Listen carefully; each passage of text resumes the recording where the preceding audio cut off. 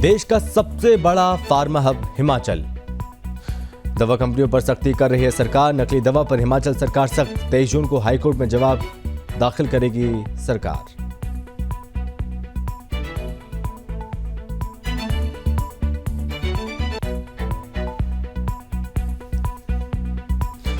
मथुरा में UP police को मिली बड़ी सफलता। कुख्यात बदमाश रोहतास गुर्जर दबोचा गया। मथुरा पुलिस ने रखा था 1 लाख का इनाम। रोहतास पर 2 दर्जन से ज्यादा मुकदमे दर्ज। कब्जे से 1 पिस्टल, 11 कारतूस, बाइक बरामद।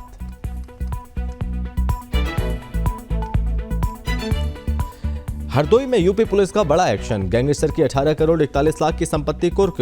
15 चल अचल संपत्तियों को कुर्क किया गया। 5 मकान से लेकर कार तक जब्त। अनीस अंसारी पर दर्ज थे 21 मामले। मेरठ में रिश्ता शर्मसार। बीवी को जुए में हारा मुस्लिम शौहर।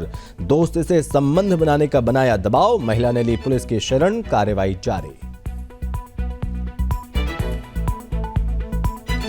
उप मुख्यमंत्री केशव प्रसाद मौर्य का बुलंदशहर दौरा। 2000 का नोट बंद होने पर दिया बयान। भ्रष्टाचारियों के घर लगी आग। निकाय चुनाव में जीत खिला कमल।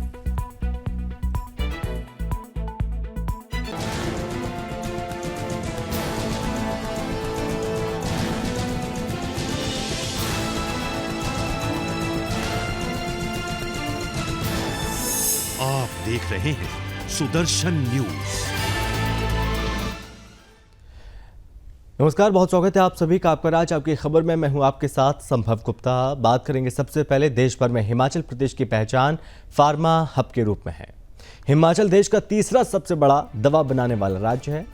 बीते कुछ वक्त से हिमाचल प्रदेश की दवाओं के सैंपल लगातार खराब हो रहे हैं और इसी के चलते हिमाचल उच्च न्यायालय ने सरकार से जवाब तलब किया है।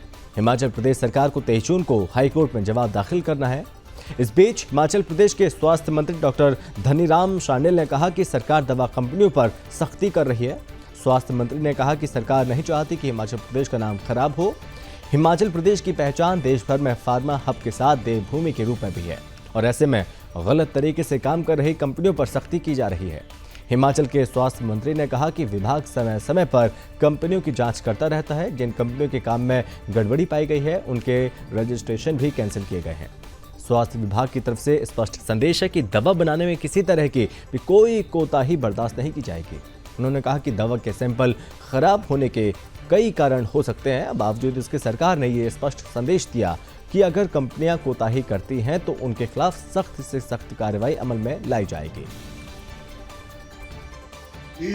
उनको हर जगहों पर हमारे सैंपल्स फेल हो रहे हैं, नो डाउट। और जब मैंने ध्यान से इस चीज़ को देखा, आकलन किया, तो पता लगा कि हाँ, सचमुच में सैंपल फेल हो रहे हैं। इसमें हमारी जो सरकार का तरीका रहा है वो बड़ा प्रोएक्टिव रहा है। जो हमारे इस स्वास्थ्य विभाग के निर्देश हैं वो भी बिल्कुल क्लियर कट हैं और जो इनको इन्वेस्टिगेट करने का तरीका या इस चीज़ को रोकने का तरीका वो भी अपने स्थान पर है। यूपी के मथुरा पुलिस ने मुठभेड़ में 1.25 लाख रुपए के इनामी बदमाश को धर दबोचा। बदमाश का नाम रोहतास गुर्जर है। इस कुख्यात अपराधी पर मथुरा में 1 लाख और राजस्थान में 25,000 रुपए का इनाम घोषित किया गया था।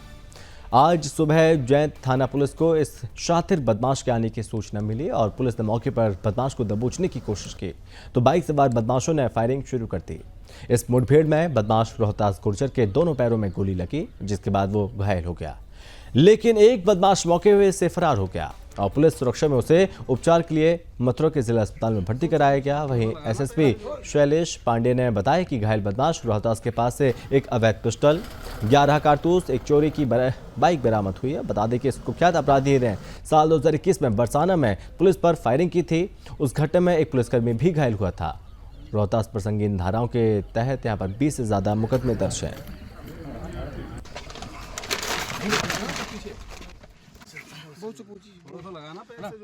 आज थाना जैत क्षेत्र में राल तथा नंगला नेता रोड पे थाना जैत पुलिस और रिवॉर्डेड क्रिमिनल के लिए स्पेशल टीम मेरे द्वारा गठित की गई थी। उस टीम की 1 लाख इनामी रोहतास गुजर के साथ मुठभेड़ हुई है। मुठभेड़ में रोहतास गुजर घायल हुआ है, उसके पैरों में गोली लगी है और उसे अस्पताल भेजा गया है। ये वर्ष 2021 से वांछित चल रहा था। 2021 में इसने थाना बरसाना क्षेत्र में पुलिस टीम पे फायरिंग की थी, जिसमें एक पुलिसकर्मी घायल भी हुआ था। इसके अलावा इस पे 2 दर्जन से ज़्यादा मुकदमे, जिसमें लूट, चोरी, नकबजनी, हत्या के प्रयास, गैंगस्टर इत्यादि केसेस हैं। और ये जैसा मैंने बताया लंबे समय से फरार चल रहा था और जून 2022 से इस पे 1 लाख का इनाम उत्तर प्रदेश से। उत्तर प्रदेश के हरदोई जिले की पुलिस ने नारकोटिक्स पदार्थों की तस्करी करने वाले गैंग लीडर की अवैध रूप से अर्जित की गई 18.5 करोड़ रुपए की चल अचल संपत्ति कुर्क की है। आरोपी पर 21 से ज्यादा आपराधिक वारदातों के मामले दर्ज हैं, जिनमें से 15 मामले एनडीपीएस एक्ट के तहत हैं। गैंगस्टर एक्ट के तहत संपत्तियां जब्त करने की कार्रवाई के तहत जिलाधिकारी के आदेश पर पुलिस ने मुनादी कराकर संपत्तियों को कुर्क किया है। मजिस्ट्रेट की मौजूदगी में पुलिस ने पूरे गांव में मुनादी कराई। गैंगस्टर के नाम 5 मकान, प्लॉट, कृषि भूमि, बाग और एक एसयूवी वाहन को कुर्क किया गया। कुर्क की गई संपत्ति की बाजार कीमत 18.5 करोड़ रुपए के करीब आंकी गई। एसपी राजेश द्विवेदी के मुताबिक एक गैंग के खिलाफ एनडीपीएस का कारोबार करने का मामला दर्ज हुआ था। एक आरोपी जो कि बरेली में रहता है, उसकी संपत्ति को जब्त करने का आदेश मिला था, जिसके तहत कार्रवाई की गई है।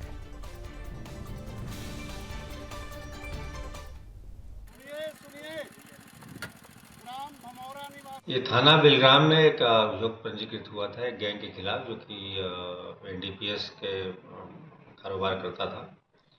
इसके एक अभियुक्त जो कि बरेली में रहता है, उसकी संपत्तियों को जब्त करने का आदेश डीएम महोदय द्वारा विगत माह दिया गया था। 15 संपत्तियां थीं, जिसमें कई खेत, मकान, डेयरी, बाग और एसयूवी थे।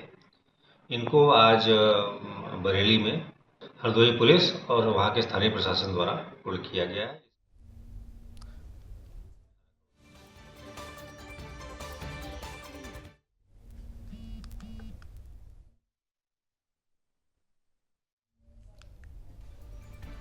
चलिए बढ़ता है कि उत्तर प्रदेश में हाथरस जिले के सहपो थाना क्षेत्र में हुई देवी सिंह की हत्या का पुलिस ने सनसनीखेज खुलासा किया। वृद्ध देवी सिंह की हत्या उनके ही दामाद ने सुपारी देकर करवाई थी। इतना ही नहीं, आरोपी दामाद ने ससुर के साथ ही अपनी पत्नी की भी सुपारी दी थी, लेकिन हत्यारों ने उसकी पत्नी की सुपारी लेने से मना कर दिया था। इस मामले में पुलिस ने 2 आरोपियों को गिरफ्तार किया। इसके साथ ही पुलिस ने उनसे वारदात में इस्तेमाल किया गया एक तमंचा बरामद किया। बता दें कि मामला जिले में सहपो थाना क्षेत्र के कुकरगवा गांव का है, जहां के निवासी देवी सिंह की बीवी जो बीती 2 मई की रात को हत्या कर दी गई थी। सूचना पर पहुंची पुलिस ने मामले में मुकदमा दर्ज किया, जांच शुरू कर दी थी। वहीं मामले की जांच में जुटी पुलिस ने देवी सिंह की हत्या के मामले में 2 आरोपियों दामाद मयंक और गुड्डू चौधरी को फतेहुल्लाह के पास गिरफ्तार किया। मयंक ने पुलिस को बताया कि उसके और उसकी पत्नी के बीच बनती नहीं थी, जिसे लेकर आए दिन उसके रिश्ते के ससुर देवी सिंह उसे धमकियां देते रहते थे।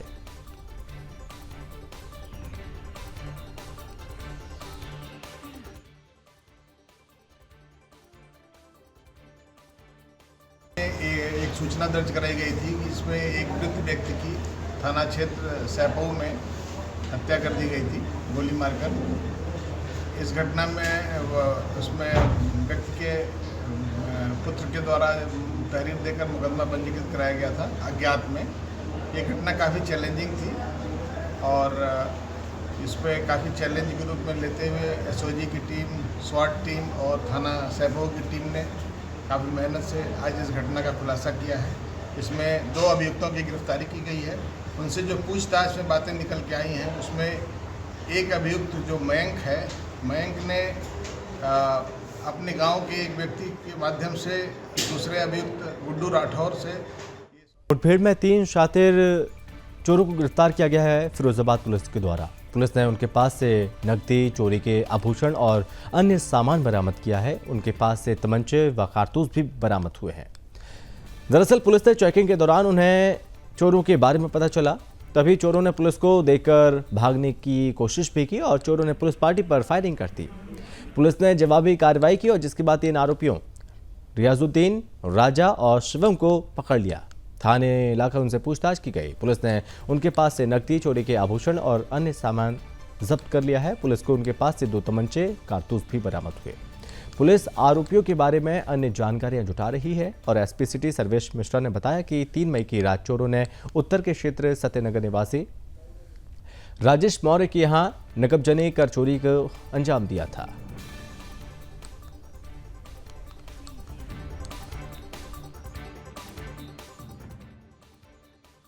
देखिए, थाना उत्तर में 3/4 मई की रात में एक बड़ी नकबजनी की घटना घटित हुई थी और घटना काफ़ी बड़ी थी। उसमें काफ़ी ज्वेलरी और कैश गया हुआ था। घटना के उपरांत ही उसमें तत्काल सीओ साहब के नेतृत्व में थाने की पूरी टीम लगा दी गई थी और इन्होंने इसमें अथक प्रयास करके घटना का अनावरण किया है। 3 अभियुक्तों को इसमें गिरफ्तार किया गया है। एक का नाम राजू खान है, दूसरे का राजा, तीसरे का शिवम है। और ख़ास बात इसमें यह रही है कि इस घटना में जो भी माल गया उसकी 100% बरामदगी की गई है। पीलू धातु के जितने भी सामान थे उनके भी और सफ़ेद। बुलंदशहर में उप मुख्यमंत्री केशव प्रसाद मौर्य ने आगामी लोकसभा चुनाव 2024 को लेकर कार्यकर्ताओं में जोश भरा। इसी के साथ यहां पर जीत का मंत्र भी दिया गया। बताया जा रहा है कि विपक्ष पर खूब हमला बोला। कहा कि भाजपा के खिलाफ विपक्षी दल अंदर से एक है, विपक्ष के पीछे भारत विरोधी ताकतें भी हैं। उप मुख्यमंत्री ने कहा कि कार्यकर्ताओं ने मेहनत करके पार्टी को यहां तक पहुंचाया और बीजेपी की शीर्ष नेतृत्व की अगुवाई में नगर निकाय में जीत दर्ज की। उन्होंने कहा कि केंद्र सरकार के 9 वर्ष पूरे होने पर महासंपर्क अभियान चल रहा है। इसके साथ ही 2024 की तैयारियां शुरू हो गई हैं। बुलंदशहर में 2 लोकसभा क्षेत्र आते हैं, दोनों को फिर से जीताना है और उन्होंने कहा कि विपक्षी दल भाजपा के खिलाफ एकत्र हो रहे हैं। विपक्ष के पीछे भारत विरोधी ताकतें भी हैं। हम अपने प्रयास और परिश्रम से फिर से जीतेंगे और भाजपा की सरकार बनेगी और 2024 में उत्तर प्रदेश की 80 सीटों पर विजय से प्राप्त और ज़्यादा अच्छे से परफॉर्म करेंगे, विजय प्राप्त करेंगे। केशव प्रसाद मौर्य ने कहा कि 2000 का नोट बंद करने की सूचना से भ्रष्टाचारियों के घर आग लग गई। दुनिया का एक से एक शक्तिशाली देश प्रधानमंत्री नरेंद्र मोदी से हाथ मिलाते हैं और सीमा पर पहले संकट का सामना करना पड़ता था, अब सब ठीक है। एक बड़ा फैसला हुआ है जिसका सवाल आप सब करने की कोशिश करेंगे, मैं उस पर बोल ही देता हूं। पहले ही 2000 की जो नोटें हैं, कल रिजर्व बैंक के माध्यम से जो माननीय प्रधानमंत्री जी का भ्रष्टाचार मुक्त भारत बनाने का संकल्प है, उस दिशा में एक बहुत बड़ा कदम है और उस कदम के क्रम में 2000 की अब नई नोटों को छापा नहीं जाएगा, लेकिन जो 2000 की नोट किसी के पास है वह उसकी नोट कागज का टुकड़ा नहीं है, वो उस नोट का अभी उपयोग होता रहेगा और सितंबर तक उसका उपयोग लोग करेंगे। तब तक जमा करना या 2000 नोट के बदले जाके बैंक में नोट लाने का काम करेंगे। मैं माननीय प्रधानमंत्री जी के इस फैसले का स्वागत करता हूं। उत्तर प्रदेश के हरदोई जिले से एक बुरी खबर सामने आई। यहां पर एक घर में शादी की तैयारियां चल रही थी। दुल्हन की मां और बुआ शादी में शामिल होने आए मेहमानों की खातिरदारी में जुटी थी। उन्हें कुछ खिलाने के लिए दोनों रसोई में गई। वहां जैसे ही उन्होंने गैस को जलाने के लिए माचिस जलाई, वैसे ही एक जोरदार धमाका हुआ। दरअसल गैस सिलेंडर में लीकेज थी। धमाका हुआ, आग तेजी से फैलने लगी। ननद और भाभी दोनों जान बचाने के लिए बाहर भागने लगी, लेकिन उनका पैर सिलेंडर की पाइप में फंस गया। दोनों वहीं गिर पड़े। उन्हें बचाने में 3 लोग झुलस गए। आग इतनी ज़्यादा तेजी से फैली कि दोनों ही उसकी चपेट में आ गई और उनकी जलकर मौत हो गई। मामला कोतवाली देहात इलाके के नीर गांव का है। जानकारी के मुताबिक कुछ लोगों ने इस दौरान ननद भाभी को बचाने की कोशिश की, लेकिन वो भी आग में पूरी तरह झुलस गए। उन्हें फौरन जिला अस्पताल ले जाया गया, जहां उनका इलाज चल रहा है। फिलहाल पुलिस ने शवों को पोस्टमार्टम के लिए भेज दिया। कार्रवाई जारी है।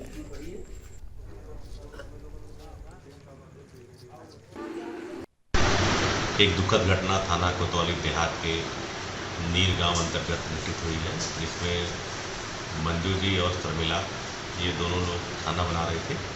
उसी वक्त वहाँ पे एक सिलेंडर रखा हुआ था, वो गिर गया, जिससे उसका पाइप निकल गया और उसमें आग पकड़ लिया। उस आग की चपेट में उस दोनों महिलाएं आ गई, जिससे झुलस गई और उसमें मौके पर ही उन दोनों की मृत्यु हो गई। थाना स्थानीय स्तर से उपरोक्त पंचायतनामा एवं पोस्टमार्टम में कार्रवाई की जा रही है।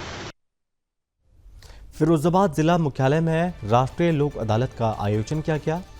लोक अदालत का शुभारंभ जिला जज, जिलाधिकारी व एसएसपी ने किया। न्यायालय परिसर में आयोजित लोक अदालत में 1.25 लाख प्रकरणों का निपटारे का लक्ष्य रखा गया। वहीं परिवहन विभाग के 600 में से 300 मामलों का निस्तारण किया गया। दरअसल जिला जज हरवीर सिंह की अध्यक्षता में आयोजित लोक अदालत में बैंक, राजस्व न्यायालयों की ओर से वादों का निस्तारण किया गया है। सबसे ज्यादा लंबी कतार यातायात पुलिस के द्वारा काटे गए चालानों के निस्तारण के लिए लगी थी और बैंकों के अधिकारियों के पास बकाये का समायोजन करने वालों की भीड़ लगी थी। लोक अदालत में सैकड़ों की संख्या में लोग अपने वादों के निस्तारण के लिए पहुंचे। जिला विधिक सेवा प्राधिकरण के सचिव द्वारा अवगत कराया गया कि राष्ट्रीय लोक अदालत में 1,25,000 वादों के विधिक निस्तारण का लक्ष्य रखा गया है।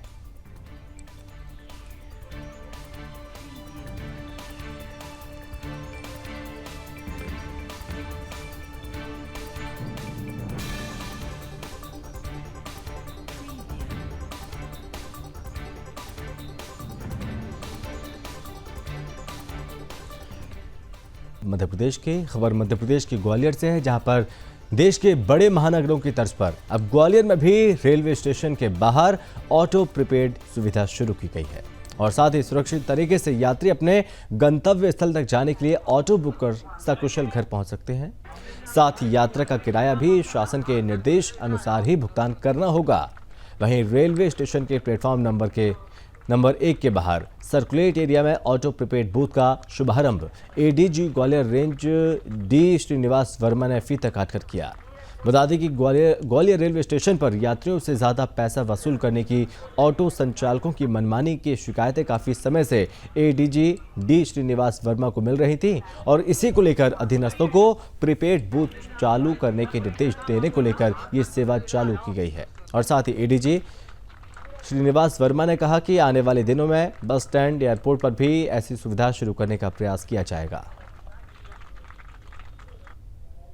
आज ट्रैफिक पुलिस और रेलवे अथॉरिटीज़ द्वारा यहाँ पे ऑटो का प्रीपेड बूथ का एक सुविधा जनता की सुविधा के लिए प्रारंभ की गई है। इसके अंतर्गत यात्रियों के लिए जो भी टाइम है प्रीपेड ऑटो की सुविधा उपलब्ध हो, क्योंकि कई शहरों में ये है व्यवस्था और किन्हीं कारणवश ग्वालियर में पहले था और बीच में वो बंद हो गई थी। तो हमारा उद्देश्य ये है कि जब भी कोई यात्री आते हैं ग्वालियर में अपना सुरक्षित गंतव्य स्थल तक पहुँचे।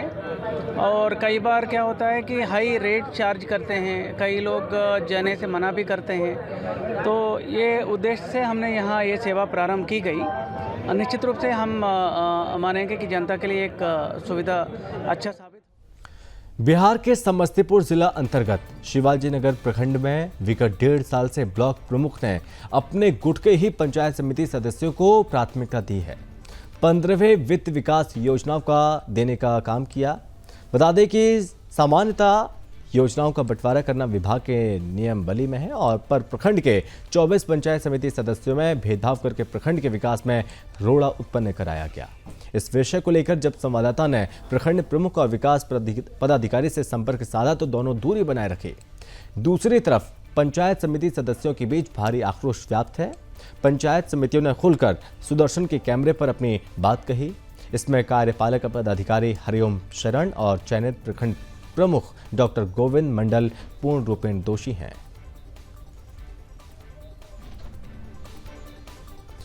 मेरठ में रिश्तों को शर्मसार करने वाला मामला सामने आया। यहां के लिसाड़ी गेट थाना क्षेत्र में एक शख्स ने अपनी पत्नी को जुए में दांव पर लगा दिया। जुआ हारने के बाद वो अपने दोस्त को घर लेकर आया। उसने उससे अपनी पत्नी से शारीरिक संबंध बनाने को कहा। इतना ही नहीं, आरोप ये भी है कि इसने 3 तलाक देने के बाद अपनी पत्नी से कहा कि वो उसके दोस्त से ही उसका हलाला करवाएगा। महिला ने जब इन सभी बातों का विरोध किया तो इन दोनों ने मिलकर उस पर हमला कर दिया। तब महिला ने अपनी सहेली के साथ थाने में जाकर शिकायत दर्ज करवाई।